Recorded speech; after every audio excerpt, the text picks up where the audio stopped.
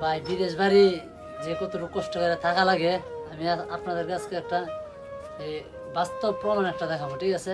তো আইন আমার লগে ও আলামিন ভাই, উঠুন না একটু। হ্যাঁ, ঘুমাই দিয়েছে, উঠুন। একটু বই না, একটু কথা জিগাই।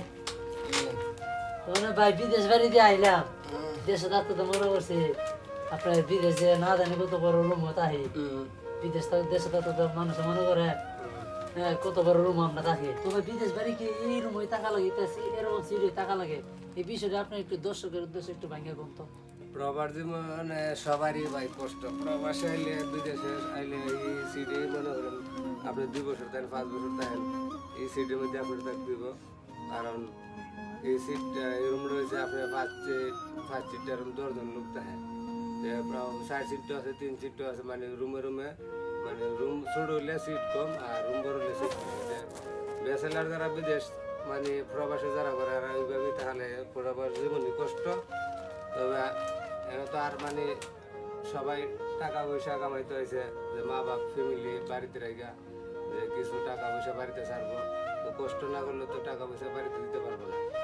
প্রবাস মানেই কষ্ট, আমরা যে হোক, আমরা ফ্যামিলি হোক আর ব্যাচেলার হোক, প্রবাস মানেই কষ্ট।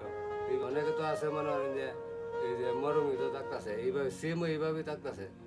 প্রবাসীরা অনেক কষ্ট করে, তো বুঝছেন? আপনার কয় বছর ধরে এই সিঁড়ি থাকতেছেন? আমি তো এই প্রায় 3 বছর ধরে থাকতেছি, সিঁড়ি থাকতেছি।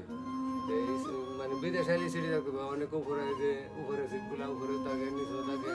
হ্যাঁ, সবাই মিলামিশি থাকে, এক একজনের বাড়ি এক এক জায়গা। সবাই আল্লাহর মতে মানে বাবার দোয়া, সবাই মিলামিশি সবার সাথে।